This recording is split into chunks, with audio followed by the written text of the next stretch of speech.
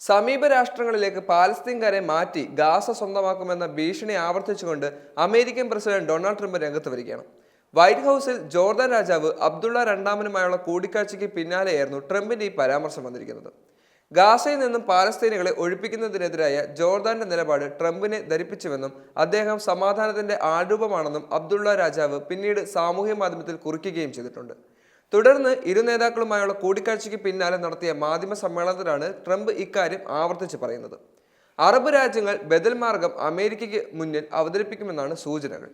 ഗാസയിലേക്ക് തിരിച്ചെത്താൻ പാലസ്തീനുകാർക്ക് അവകാശമില്ലെന്ന നിലപാട് ആവർത്തിച്ച American president Palestine അഭയാർത്ഥികളെ ഏറ്റെടുക്കുന്നില്ലെങ്കിൽ സഖ്യകക്ഷികളായ ഈജിപ്തിനും ജോർദാനുമുള്ള സഹായം നിർത്തുമെന്നും മുന്നറിയിപ്പ് നൽകിയിട്ടുണ്ട്. അതിനിടെ ശനിയാഴ്ച ഉച്ചയ്ക്ക് മുമ്പ് മുഴുവൻ ബന്ദികളെയും ഹമാസ് വിട്ടയച്ചില്ലെങ്കിൽ ഗാസ വെടിനിർത്തൽ റദ്ദാക്കുമെന്നും ഡൊണാൾഡ് ട്രംപ് ഭീഷണി മുഴക്കിക്കഴിഞ്ഞു. ഇസ്രായേൽ പ്രധാനമന്ത്രി ബെഞ്ചമിൻ നെതന്യാഹുവും ഇക്കാര്യം ആവർത്തിച്ച് പറയുകയും ചെയ്തു. അതേസമയം വെടിനിർത്തൽ കരാർ മാനിച്ചാലേ ബന്ദികളുടെ മോചനം സാധ്യമാകൂ എന്നും ഹമാസ് പ്രതികരിക്കുകയും ചെയ്തു. മുന്നറിയിപ്പും ഭീഷണിയുമായി ലോകത്തെ രണ്ട് പ്രബല രാഷ്ട്രങ്ങളുടെ തലവന്മാർ ഉന്നം നോക്കി ഇരിക്കുന്നുണ്ടെങ്കിലും കിഴക്കൻ ജെറുസലേം തലസ്ഥാനമായി പാലസ്തീൻ സ്വതന്ത്ര രാഷ്ട്രമെന്ന നയത്തിൽ വിട്ടുവീഴ്ചയില്ലെന്ന് ഈജിപ്ഷ്യൻ വിദേശകാര്യ മന്ത്രാലയം പ്രസ്താവിക്കുകയും ചെയ്തു.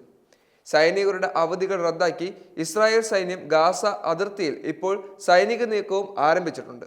അതേസമയം ഗാസയിൽ സമാധാനം നിലനിർത്തുന്നതിനായി നേരത്തെ നിശ്ചയിച്ചതുപോലെ ബന്ദികളുടെ മോചനം നടത്തണമെന്ന് ഐക്യരാഷ്ട്ര സംഘടനാ മേധാവി അന്റോണിയോ ഗുട്ടറസ് ഹമാസിനോട് അഭ്യർത്ഥിക്കുകയും ചെയ്തു.